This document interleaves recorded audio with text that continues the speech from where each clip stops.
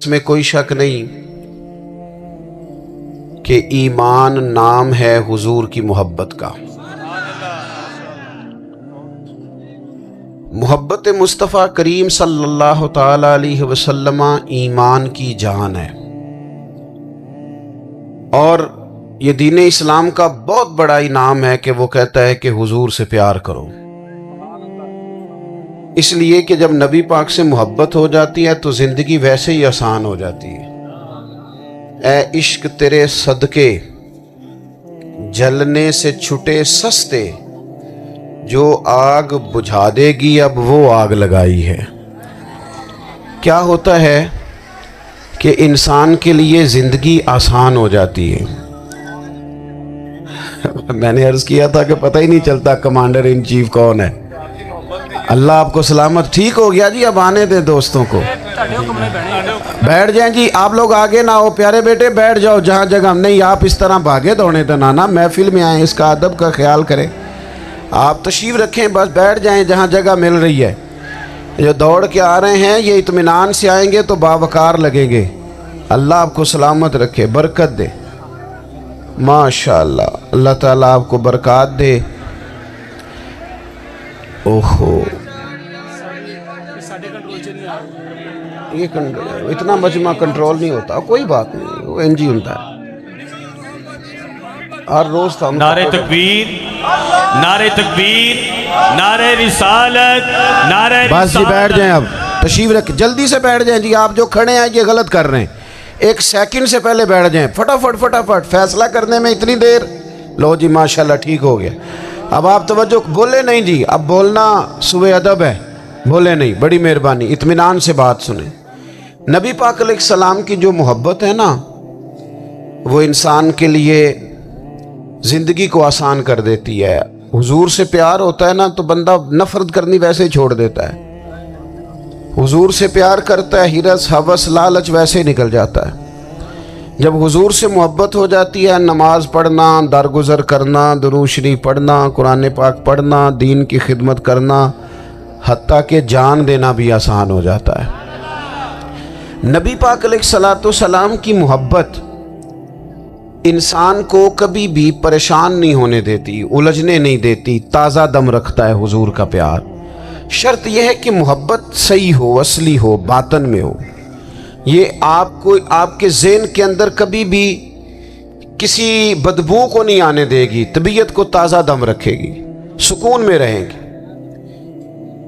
لیکن نبی پاک علیہ السلام کی محبت کے کچھ تقاضے ہیں، ان تقاضوں کو سمجھنا پڑے گا، بالخصوص امت اس وقت جس جگہ پہ کھڑی ہے۔ آپ دیکھیں کہ اتنی بربریت اور اس جیتے جاگتے دیکھتے ماحول میں کہ جس میں ہر چیز کیمرے کی آنکھ دیکھ رہی ہے، اس میں اس قدر زیادہ اسرائیل کی جارحیت،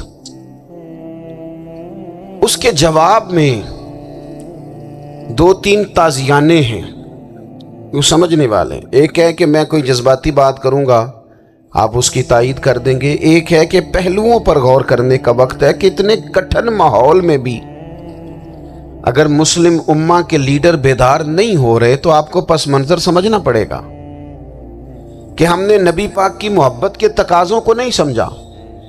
حضور سے محبت ہے نا تو پھر نبی پاک کو تو سادہ طرز زندگی پسند ہے، حضور کو تو پسند نہیں ہے۔ اللہ کے محبوب نے تو دعا مانگ کے فقیری لی اللہ تعالیٰ سے۔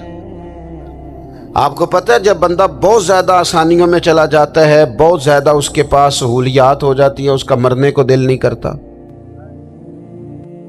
خود نبی پاک علیہ السلام نے فرمایا قیامت کے قریب کافر تم پر جھپٹیں گے جس طرح بھوکے لوگ کھانے پر جھپٹتے ہیں۔ حضور کیوں، ہم تھوڑے ہوں گے؟ فرمایا نہیں، تمہیں دنیا سے محبت ہو جائے گی اور موت تمہیں بری لگے گی۔ اتنے بڑے بڑے بنگلے، عالی شان محلات، کس کا چھوڑ کے مرنے کو جی چاہتا ہے معاذ اللہ۔ نبی پاک کی محبت کا تقاضا سمجھو، ایسا نہیں کہ وہاں دولت آئی نہیں۔ حضور تو فرماتے ہیں کہ اللہ نے خزانوں کی کنجیاں میرے ہاتھ میں رکھ دی ہیں، لیکن میں نے عرض کیا مالک ایک وقت روٹی دینا اور ایک وقت کا فاقہ دینا۔ کنجیاں خزانوں کی اللہ نے دی. جب تک آپ اپنا طرز زندگی، یہ جو بہت دنیا کا پیار ہے نا، بہت زیادہ مرنے کی ہرس، یہ بہت زیادہ جینے کی ہرس، تو اللہ تعالیٰ نے قرآن پاک میں یہودیوں کا طریقہ بیان کیا کہ وہ کبھی مرنے کی تمنا نہیں کریں گے کیونکہ جینے کی ہرس رکھتے ہیں. نبی پاک علیہ السلام کے غلاموں، طرز زندگی جب تک سادہ نہیں ہوتا اور جب تک یہ دنیا کے جھمیلوں سے کسی کو دولت دے کر پیچھے کر دیا جاتا ہے، کسی کو عہدہ دے کر چپ کرا دیا جاتا ہے، کسی کو اقتدار دے کر چپ کرا دیا جاتا ہے، رسول اللہ صلی اللہ علیہ وسلم کے سچے غلام، انہیں ایک بات کی سمجھ آ گئی تھی کہ ہمیں ہمارے رب نے کہا ہے قُلْ إِن كُنتُمْ تُحِبُّونَ اللَّهَ فَاتَّبِعُونِي يُحْبِبْكُمُ اللَّهُ. اے محبوب آپ ان سے فرما دیں اگر رب سے محبت کرنا چاہتے ہیں تو آپ کی پیروی کریں، اللہ خود ان سے محبت فرمائے گا. جب رب بھی ان کا ہو جائے گا، جب رب بھی ان کا کی محمد سے وفا تو نے تو ہم، یہ جہاں چیز ہے کیا، یہ لوح و قلم تیرے، اس کا کیا مطلب ہوا؟ لوح و قلم، قلم لکھتی ہے نا تقدیریں، مقدر فیصلے، تو لوح و قلم تیرے ہیں، اس کا مطلب یہ ہے کہ پھر رب کریم تیرے اوپر فضل کرے گا، اور وہ جن فیصلوں کی امت کو دیانت سے چاہت ہے اللہ اپنے فضل سے وہ فیصلے فرمائے گا. جب تک زندگی حضور کی غلامی کی طرف نہیں جاتی وہ اللہ تعالیٰ کی تائید نہیں پاتی. حضرت عبداللہ ابن حذافہ رضی اللہ تعالیٰ عنہ کو رومیوں نے قید کر لیا تھا، اور جب رومی آپ کو قید کر رہے تھے، پکڑ رہے تھے، جنگ میں کچھ موڑ ایسا آ گیا کہ بظاہر مسلمانوں کے قدم پیچھے ہٹ رہے تھے، تو 1000 آدمی نے، 100 آدمی نے مل کے آپ کے گرد گھیرا ڈالا اور بڑی مشکل سے آپ کو گرفتار کیا. جب بادشاہ کے سامنے لے گئے نا تو بادشاہ سے اس کا سپہ سالار کہنے لگا کہ بندہ ضائع کرنے والا نہیں. یہ بات سمجھیں آپ، ہماری طبیعت کے مطابق جو بندہ پورا نہیں اترتا ہم ضائع کر دیتے ہیں. حالانکہ اگر آپ کو مخالف صف میں بندہ کام کا نظر آئے تو آپ غور فرمائیں کہ یہ ہمارے قافلہ محبت میں کیسے شامل ہو سکتا ہے، اس کے لیے جد و جہد کریں تاکہ اس سے کام لیا جا سکے.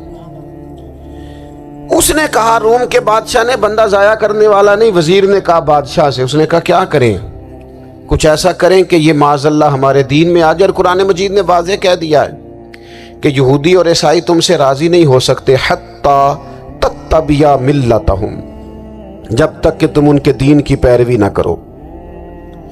ان کو کسی طریقے سے معاذ اللہ عیسائی بنایا جائے. تو بادشاہ کہنے لگا 2-3 چیزیں ہیں جس سے کوئی بندہ بھی خریدا جا سکتا ہے، کر لیتے ہیں بات. اس نے سب سے پہلے حضرت عبداللہ ابن حذافہ سے کہا کہ جتنے پیسے آپ کہیں گے آپ کو ملیں گے، آپ اس دین میں آ جائیں معاذ اللہ. تو حضرت عبداللہ ابن حذافہ نا، کچھ لوگ بڑے سیانے ہوتے ہیں، بردبار ہوتے ہیں، بعض باتوں پر غصہ نہیں کرتے، ہنستے ہیں. حضرت عبداللہ ابن حذافہ ہنس پڑے، فرمانے لگے تجھے کس نے بادشاہ بنایا، تو بڑا بیوقوف آدمی ہے. اس نے کہا کیا مطلب؟ فرمانے لگے نادان، میں تو تلوار لے کے میدان میں آیا ہوں، مجھے دولت کمانی ہوتی میں تجارت کرتا، میں تجارت نہیں کر رہا، میں تو شہادت کے لیے نکلا ہوا ہوں، اور تو مجھے کہہ رہا ہے پیسے لے لے، کو عقل کی بات کر. اس نے دوسری بات کی، اس نے کہا کہ میں بادشاہ ہوں، میرے نیچے جتنے بھی عہدے ہیں، وزیر، مشیر، وزیر خزانہ، جو آپ عہدہ کہیں گے آپ کو دے دیا جائے گا، آپ اس طرف آ جائیں. تو حضرت عبداللہ ابن حذافہ کہنے لگے پھر کہتا ہوں تو بڑا نادان ہے. فرمانے لگے میں حضور کا صحابی ہوں، اور صحابی ہونے سے بڑا عہدہ دنیا میں ہے ہی کوئی نہیں. صحابہ وہ صحابہ جن کی ہر صبح عید ہوتی تھی، خدا کا قرب حاصل تھا، نبی کی دید ہوتی تھی.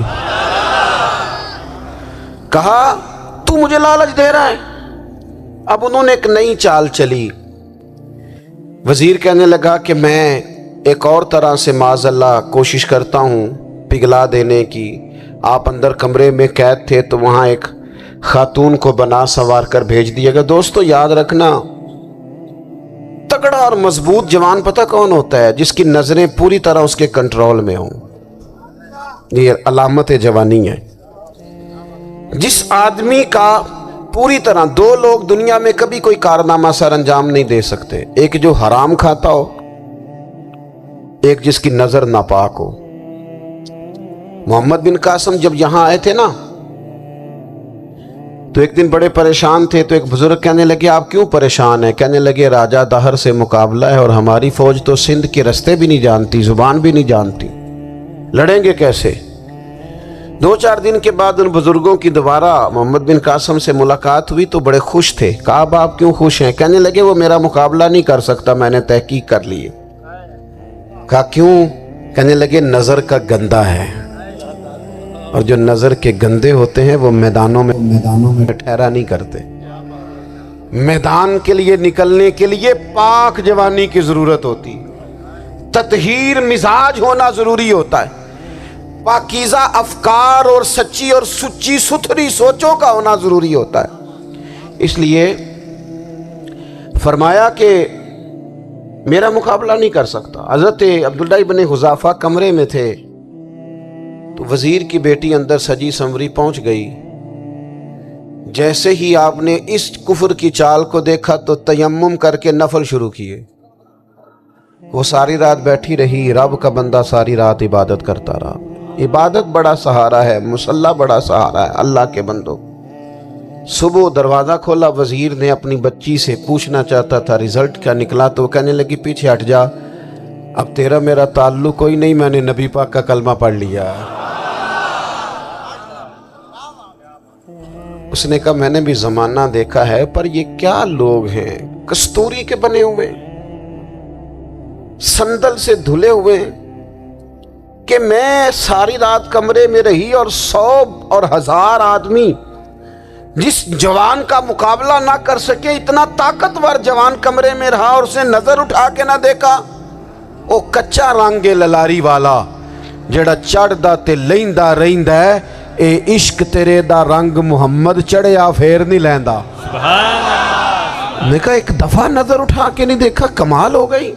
اتنے بڑے لوگ، اتنی بڑی سعادت مندی، فیروز بختی، معاملہ فہمی حد ہو گئی۔ اللہ اکبر۔ دوستو بادشاہ جب پوری طرح ہار گیا نا، اس نے کہا مار دو۔ تیل گرم کیا ایک کڑاہی میں، اور جب آپ کو اس میں ڈالنے لگے تو آپ کی آنکھوں میں آنسو آ گئے۔ بادشاہ کا خیال ہوا شاید نرم ہو گئے ہیں، کہنے لگا روئے کیوں؟ فرمانے لگے سوچتا ہوں جان ہی ایک ہے، کتنا مزہ ہے اس کی راہ میں جان دینے کا، کتنی لذت ہے اس کے نام پر مرنے میں، کتنا لطف ہے۔ جے تو چڑھیا اتے دار بھی نہیں تے جے تو وکیا عشق بازار بھی نہیں، تے ایڈا سستا سودا پیار بھی نہیں، تے ایڈا سستا لبدا یار بھی نہیں۔ کئی جنگل گانے پیندے نی، کئی دوزخ لنگنے پیندے نی، جے اویس ملوں بھی مل جاوے ایدوں سستا ہور بپار بھی نہیں۔ تے کچھ سمجھ نہ آوے لوکاں نوں وہ کادے نال شہید کرے، ڈٹھی یار دے ہاتھ تلوار بھی نہیں، پر او دا خالی جاندہ وار بھی نہیں۔ کہنے لگے ایک جان ہے نا، تو دل کرتا ہے ہزاروں ہوتی تو ایک ایک کر کے محبوب کے نام پہ قربان کرتا، جب میرے پاس ہے ہی ایک، کروں کیا؟ حضرت عبداللہ ابن حذافہ رضی اللہ تعالیٰ عنہ جب روئے اور بادشاہ نے یہ بات سنی تو بادشاہ اٹھ کے کھڑا ہو گیا، سارے وزیروں مشیروں کو کہنے لگا تم نے کہا تھا نا بندہ ضائع کرنے والا نہیں، یہ بھی ضائع کرنے والا نہیں۔ کہنے لگا میرا ماتھا چومو، تم جیسے لوگوں کو قتل نہیں کرنا چاہیے، آزاد کرنا چاہیے۔ عزیز اپنی زندگی سے نا یہ بہت زیادہ ہرس، ہوس، طمع، اور یہ کسی بات کی بھی ہو، ہرس صرف پیسوں کی نہیں ہوتی ہے، شہرت کی بھی ہوتی ہے، یہ بیماری انسان کو اقتدار کی بھی ہوتی ہے، تعریف کی بھی بیماری ہوتی ہے، یہ سارے نقص ہوتے ہیں لوگوں کو، اور معاذ اللہ بعض جبوں کبوں کے اندر بھی ہوتے ہیں، وہاں بھی پنپتے ہیں۔ اپنی زندگی جب تک اس سادگی میں نہیں لاؤ گے جو رسول پاک نے عطا فرمائی ہے. جب لوگ آسانیوں میں پوری طرح الجھ گئے تو پھر وہ دور ہوئے اور کفر چڑھ گیا. دوسری بات، اللہ کے محبوب صلی اللہ تعالی علیہ وسلم کی محبت ہم سے تقاضا کرتی ہے کہ ہم اس مشن کے لیے کام کریں جس مشن کے لیے رسول پاک نے کام فرمایا ہے. ہم سارے کام بڑی مضبوطی سے، سوچ سمجھ کے، تدبر سے، حکمت سے، تقاضوں کو مد نظر رکھتے ہوئے کرتے ہیں. سارے کام. دین کے کام میں ہمارا مزاج نہیں ہوتا. او ہو جائے گا جی، آپ بسم اللہ پڑھیں جی، شروع کریں جی. آپ تقاضوں کو سمجھیں، چیزوں کو دبائیں نہیں، چیزوں پر غور کریں. کسی کے ذہن کی سطح پر سوال ابھرتا ہے، اس کا تسلی بخش جواب دیں. اپنی زندگی میں دین کے کام کے لیے اپنے آپ کو وقف کریں. اور دین کے کام کے بہت سارے پہلو ہیں. ہزاروں لوگوں کو قرآن پاک ٹھیک پڑھنا نہیں آتا. ہزارہا لوگ ہیں جو قرآن مجید کے مطالب سے آگاہ نہیں ہیں. دین کی بنیادی ضروریات سے لوگ نابلد ہیں. میں آپ کو کس طرح یہ بات سمجھاؤں کہ ہزاروں کی تعداد میں طلاقیں اس لیے ہوتی ہیں کہ مردوں کو طلاق کے مسئلے نہیں آتے. انہیں پتہ نہیں ہے کہ مجھے حقوق زوجین کے معاملے میں کیسے چلنا ہے. ڈھیر سارے گھروں میں تباہی اس لیے ہے کہ تربیت اولاد کا دینی منہج ہمیں نہیں پتا. اپنا حصہ ملائیں دین کے کام میں. ایک آدمی کو اگر تو نمازی کرنے میں کامیاب ہو گیا، تیری زندگی بدل گئی. وہ دین بیزار لوگ جو ہمارے بیچ بیٹھ کے ہماری نوجوان نسل کو پگڑی اور داڑھی کا نام لے کے بنیادی طور پر دین سے دور کرتے ہیں، ایسے نوجوانوں کو دین کا پیغام محبت دے کر دین کے قریب کرنا ہماری ڈیوٹیوں کا حصہ ہے. ہمیں ذمہ داری کا احساس کرنا پڑے گا. ہمیں یہ خاص قدم اٹھانا پڑے گا، توجہ دینی پڑے گی. مساجد، مدارس، میں آپ سے عرض کروں، اتنی ڈٹ کے مخالفت ہوتی ہے نا مدرسوں کی، اتنی ڈٹ کے. میں ادارہ چلاتا ہوں، اس کے چلانے میں جو مشکلات ہیں وہ تو ہم بتا نہیں سکتے آپ کو، اس لیے کہ میری قوم، میرا اس قوم سے تعلق ہے جو نعت خواں امیر کرنا چاہتی ہے، مدرسے نہیں. ہاں، نقیب خطیب پیدا کرنا چاہتی ہے، شعر و شاعری کی زندگی کو پروان چڑھانا چاہتی ہے. فقط ہمارا ان لوگوں سے تعلق ہے جو لاکھوں کروڑوں روپیہ محافل پہ لگائیں گے. اور قاری صاحب بیچارے اگر مسجد کا کوئی ہونے والا کام کسی وقت بتا دیں گے تو وہ بڑی مشکل آ جائے گی ان کے لیے. یہ کیسے ہو سکتا ہے، آپ نے یہ ڈیوٹی بتا دی. مدارس اور جتنا اہم رول دین کو پھیلانے میں مدارس اسلامیہ کا ہے، اتنی زبردست. لوگوں کا خیال ہوتا ہے میری طرح کے لوگ شاید کام کرتے ہیں، ڈیوٹی کرتے ہیں.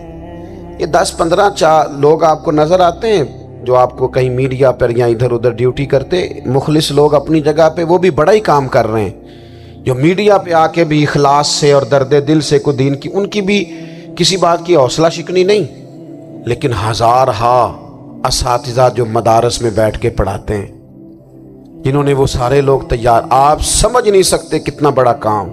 حفظ کا استاد جو ہوتا ہے نا، اس کی ڈیوٹی 24 گھنٹے ہوتی ہے فجر سے پہلے، اور اس نے بچوں کو اٹھانا ہے. تنخواہ تو ہم انہیں دینا نہیں نہ چاہتے جی، تنخواہ نہیں دئی دی انہوں نے. ہمیں مولوی امیر نہ ہو جانا. مولوی نو تے سوٹ بھی 27ویں والی رات دے ہی ہے تاکہ کدھر سوان کے عید والے دن پا نہ لوے، کیونکہ 27ویں تو بعد تے درزی پھڑتا ہی کوئی نہیں. کیوں حضرت؟ ایسے ہی ہے نا، اس وقت تو نہیں نہ لیتا. تو ہم چاہتے ہیں مولوی ہماری مرضی کے ہماری طرح کا سوٹ نہ پہن لے. مدارس کی مضبوطی آپ یہ دیکھ لیں، یہ صلاح الدین ایوبی کا تعلق بھلا کس چیز سے تھا؟ غوث اعظم کے مدرسے سے. حضور غوث اعظم کے مریدوں کی جماعت اس کے ساتھ شامل تھی. کون لوگ تھے جنہوں نے مدارس سے فیض پایا؟ رازی اور غزالی، حضور غوث اعظم، خواجہ اجمیر، یہ سب لوگ مدارس کے لوگ ہیں. کمزوریاں ہیں، غلطیاں ہیں، بہت ساری چیزوں کی اصلاح کی ضرورت ہے، لیکن یہ دین کا بہت بڑا قلعہ ہوتا ہے مدرسہ. لیکن اس کی مخالفت کی جاتی ہے. مجھے بتائیے، اگر مدرسوں میں کمزوریاں ہیں تو کالجوں یونیورسٹیوں میں نہیں ہیں؟ ہم نے کبھی مخالفت کی ہے بند کر دو سارے؟ لیکن لوگوں کا جب خیال آتا ہے، جب ہمارے ایک سابقہ وزیر صاحب تھے سر راہ، کسی دعوت میں میری ان سے ملاقات ہو گئی تو انہوں نے کہا مدرسوں کا کردار کیا ہے؟ آج کے ماحول میں نے انہیں کہا کہ مختلف کورسز آپ کراتے ہیں نا، تو اس کے لیے پھر مختلف ویکینسیز ہوتی ہیں. جہاں بچوں کو مدرسے کا کورس کرایا جاتا ہے تو استاد بننا ہوتا ہے، اس نے خطیب بننا ہوتا ہے، مسجد کی ڈیوٹی کرنی ہوتی ہے. میں نے کہا آپ بالکل کوئی حکومت سرپرستی نہیں کرتی، لیکن اللہ کا فضل ہے. کبھی آپ نے کوئی مسجد سنی ہے جس میں جمعے والے دن مولوی نہ ملا ہو جمعہ پڑھانے کے لیے؟ کبھی آپ کو رمضان میں ایسی مسجد ملی ہے جس میں قرآن مجید سنانے کے لیے حافظ نہ ملا ہو؟ یہ ہو سکتا ہے کسی حافظ کو مسجد نہ ملے. تو مدارس کے ذمے جو کام تھا مدارس نے جم کے کیا ہے اور ڈٹ کے کیا اللہ کے فضل سے. اور مدارس کے لوگوں کو بھی کمزور نہیں پڑنا چاہیے، کبھی کسی وزیر مشیر مالدار کے روب میں نہیں آنا چاہیے، قطعاً نہیں. کیوں کہ یہ وہ عظیم لوگ ہیں رسول اللہ صلی اللہ علیہ وسلم کے دین کے غلام، کہ ابھی ایک لفظ نہیں پڑا ہوتا الف با تا سا، پہلے دن گھر سے نکلتے ہیں تو حضور فرماتے ہیں اللہ کے فرشتے ان کے پیروں کے نیچے پر بچھا بھی دیتے ہیں. پہلے دن اتنا بڑا اعزاز ملتا ہے. تو حضور کی محبت کا تقاضا ہے دین کا کوئی کام کیا جائے. ایک خاتون مسجد نبوی شریف میں جھاڑو دیتی تھی پر کوئی کام تو کرتی تھی نا. اور کس مسجد میں؟ جہاں 70,000 فرشتے صبح آتے ہیں 70 شام آتے ہیں. اس مسجد میں وہ خاتون جھاڑو دیتی تھی. بخاری ہے، جب ان کا انتقال ہو گیا صحابہ نے سوچا کہ حضور کو تکلیف ہوگی، بغیر بتائے جنازہ پڑھ دیا. حضور صبح تشریف لائے، تازی قبر دیکھی، اور محبوب وہ ہیں جو فرش پہ کھڑے ہو کے عرش کی خبریں دیتے ہیں. نبی پاک علیہ الصلوۃ والسلام نے فرمایا کہ مجھے اطلاع کیوں نہیں دی اس کے انتقال کی؟ یہ کرم دیکھو، کوئی ڈیوٹی تو کرتی تھی نا یار، پر خلوص سے، پر پیار سے، پر اللہ کو راضی کرنے کے لیے، پر درد دل سے. اور دین کی ڈیوٹیاں کرنے والے دوستو سنو، حضور صبح آئے، قبر کو دیکھ کر فرمایا مجھے کیوں نہیں بتایا؟ یا رسول اللہ آپ کو تکلیف دینا مناسب نہ جانا؟ تو قبر پہ کھڑے ہو کے حضور نے فرمایا صف بناؤ میں دوبارہ جنازہ پڑھاؤں گا. صف بناؤ میں دوبارہ جنازہ پڑھاؤں گا. کوئی ڈیوٹی تو. تیسرا تقاضا حضور کی محبت کا، سمجھو میں بس بڑی جلدی بات سمیٹنے لگا ہوں. حضور کی امت سے پیار کرو، یہ نبی پاک کی محبت کا تقاضا ہے. حضور اس بندے سے بڑے راضی ہوتے ہیں جو حضور کی امت سے پیار کرتا ہے. آپ کو پتہ ہے حضرت جبریل امین علیہ السلام نے معراج کی رات حضور علیہ الصلوۃ والسلام سے عرض کی تھی کہ اللہ کی بارگاہ میں عرض کیجئے گا میری بھی ڈیوٹی لگ جائے آپ کی امت کے ساتھ محبت کرنے پر. تو یہ کیوں کہا تھا انہوں نے؟ علماء نے لکھا اس لیے کہا تھا کہ حضرت جبریل بھی جانتے ہیں کہ حضور کی امت سے محبت کی بات کی جائے نا تو نبی پاک راضی ہوتے ہیں. امت سے پیار کرو گے نا، امت سے. ایک صرف بات کا خیال رکھنا، عقیدہ برا ہو تو بات دوسری ہے، ورنہ میرے محبوب کی امت کا ایک ایک شخص جو مدینے والے کا کلمہ پڑھتا ہے، جو حضور کا غلام ہے، اس کے بارے میں اپنے دل میں گنجائش رکھنا، پیار رکھنا، وارفتگی رکھنا. او دوستو یہاں لوگ کس طرح گروہوں کو، جماعتوں کو سپورٹ کرتے ہیں. نبی پاک نے اس امت کی کثرت پر فخر بیان کیا اور حضور فرمانے لگے 120 صفیں جنتیوں کی ہوں گی، قیامت میں 80 صفیں صرف میری امت کی ہوں گی. میں کثرت امت پر فخر کروں گا. ان لوگوں سے پیار کرنا ہے، ان کے دکھ درد کو سمجھنا ہے. پتہ ہے آج کیا ہوتا ہے؟ آج ہمیں نا مختلف چھوٹے چھوٹے ملکوں میں بانٹ دیا گیا تو ہم کسی دوسرے مسلمان بھائی کا درد نہیں محسوس کرتے. ہم گھروں میں نہیں محسوس کرتے. پڑوسی پر ظلم ہو رہا ہو تو ہم کہنے پتر ساڈا نہیں مسئلہ، یہ مسئلہ ہے، تینوں کی لگے. حالانکہ پڑوسی کی آگ اس لیے بھی کسی وقت بجھا دینی چاہیے کہ پڑوسی کی نہ بجھائی جائے تو اپنا گھر بھی زاد میں آ جاتا. آج امت مسلمہ سے ہمیں بس لگا دیا گیا اپنے حصے کی روٹی کماؤ، اپنے حصے کی کوٹھی بناؤ، اپنے حصے کی گاڑی خریدو، اپنے حصے کا کام کرو. امت کا درد، امت کی بات، وحدت امت کا تصور، امت کا دوبارہ سے وہ شان ارسل رسولہ بالہدی ودین الحق لیظہرہ علی الدین کلہ، وہ تصور کب ہوگا؟ اس وقت ہوگا جب ہم بات امت کی کریں گے۔ نبی پاک علیہ السلام نے فرمایا مسلمان کی مثال ایک جسم کی طرح ہے، جسم کے ایک حصے کو تکلیف ہو تو سارا آزمائش میں آ جاتا ہے۔ مجھے بتاؤ یہ انگلی درد کرتی ہو، یہ انگلی جسم کا حصہ ہے نا، تو میرا خیال ہے دماغ یہ کہہ دے گا کہ انگلی کی درد ہے نا مینوں کی لگے، دل کہہ دے گا کوئی نہیں ٹینشن لینے، انگلی کا مسئلہ ہے نا۔ ایسا نہیں ہوتا، بلکہ جب انگلی میں درد ہوتی ہے تو دماغ منصوبہ بندی کرتا ہے کہ اس کا علاج کیسے ہو سکتا ہے، دل پریشان ہوتا ہے، پیر چل کے جاتے، ہاتھ وہ دوائی وصول کرتے، دانت اسے چبا کر، حلق اسے نگل کر، معدہ اسے ذخیرہ کر کے جسم میں پھیلاتا ہے، پھر جا کے انگلی شفا پذیر ہوتی ہے۔ ایک حصے کو درد ہو تو سارا حصہ کام پہ لگ جاتا ہے۔ اسرائیل اگر تکلیف دے رہا ہے فلسطینیوں کو تو ہونا چاہیے تھا نا بعض مسلمان حکمرانوں کو نیند نہ آتی، وہ درد دل محسوس کرتے، ہونا چاہیے تھا نا کہ بعض لوگ یہاں ہم کیا کرتے ہیں بھلا بیٹھ کے، اب تو مجھے بعض چیزوں سے کوفت بھی ہونے لگا، ہم دیتے ہیں بیان مذمت، آپ کے بیان دینے سے کیا ہوگا؟ فلانے نے بھی بیان دے دیا، فلانے نے بھی کلپ دے دیا، یہ کیا کر رہے ہیں؟ یہ تو آپ زندہ رہنا چاہتے ہیں، وہ جس طرح آج کل ہمارے ہاں بہت ساری چونکہ جماعتیں ہیں تو کشمیر ڈے آتا ہے نا تو مل کے ریلی نہیں نکالی جا سکتی، سوال نہیں پیدا ہوتا، کیونکہ ہمیں جماعتوں کو زندہ رکھنا ہے۔ اس جماعت کی خبر الگ لگنی چاہیے، اس جماعت کی خبر الگ، تو ایسے کوئی انقلاب آئے گا؟ یاد رکھنا امت کو پوری کو ایک طاقتور آواز بننا پڑے گا، ہمیں تھوڑا تھوڑا اوپر اٹھ کے سوچنا پڑے گا۔ خدا را اللہ تعالیٰ مجھے معاف کرے اگر کوئی بات میں ستی کر رہا ہوں، دل کی گہرائی سے عرض کرتا ہوں اب تو بڑا سخت وقت آ گیا، اب چونکہ اب تو کیمرے کی آنکھ آئی ہے تو وہ زخمی بچے دیکھے نہیں جاتے، وہ تڑپتی مائیں دیکھی نہیں جاتی، وہ سسکتی اور آواز دیتی بیٹیاں سنی نہیں جاتی، وہ آوازیں ایسی ہیں جیسے وہ رات کے سناٹوں میں چیخیں بن کے لوگوں کو جگایا کریں گی۔ خدا را کچھ جرم ایسے ہوتے ہیں جن کی سزائیں بڑی سخت ہوتی ہیں، جن کی معافی بڑی مشکل سے ہوتی ہے۔ اپنے اندر جذبہ ایمانی پیدا کریں۔ اور میرے دوستو بستر پر بھی تو لوگ ماری جایا کرتے ہیں نا، اپنی زندگی رسول اللہ صلی اللہ علیہ وسلم کے دین کے نام کرو، جذبہ جہاد، شوق شہادت اور عشق رسول، یہ عناصر ہیں جو امت مسلمہ کو پیروں پر کھڑا کریں گے۔ 2 منٹ کے لیے سوچو، امت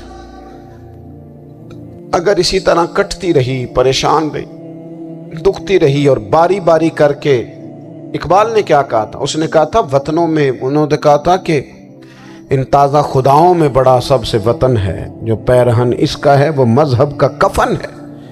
تو اقبال ہم کیا کریں؟ کہنے لگے بازو تیرا توحید کی قوت سے قوی ہے، اسلام تیرا دیس ہے، کیونکہ تو مصطفی ہے، تو بحیثیت مسلمان سوچنا شروع کر، بحیثیت مسلمان، اور یوں تو سید بھی ہو، مرزا بھی ہو، افغان بھی ہو، تم سبھی کچھ ہو، بتاؤ کہ مسلمان بھی ہو، تمہارے اندر کہیں سے کوئی مومن بھی بولتا ہے کہ نہیں؟ علاقائی تعصبات اور ملکی سرحدوں میں قید ہو جانے والوں، تم ایک نبی کی امت ہو۔ کیوں نہیں سمجھتے کہ جب کشمیر کی بیٹی روتی ہے تو مدینے والے محبوب پاک علیہ السلام کی امت کی بیٹی روتی ہے، جب فلسطین کی بیٹی روتی ہے تو امت کی بیٹیاں روتی ہیں۔ خدا را کچھ درد دل اپنی طبیعت میں پیدا کریں۔ میں حکمرانوں کی بات نہیں کرتا، میں تو عام لوگوں سے ایسے تبصرے سنتا ہوں جو نہیں کرنے چاہیے۔ اور نہیں جی نہیں، دوسرا رخ بھی دیکھو، عام آدمی اٹھ کے، عام لوگ بھی یہ خطرناک سوچیں اور ان سے خوفناک نتائج برآمد ہوں گے۔ تو 3 باتیں میں نے آپ کی خدمت میں عرض کی ہیں۔ ایک تو کوشش کریں اپنی زندگی کے اندر کہ زندگی کو سادہ کریں، پیسہ ضرور کمائیں لیکن پیسے سے پیار نہ کرو، پیار تو مدینے والے رسول سے کرنا۔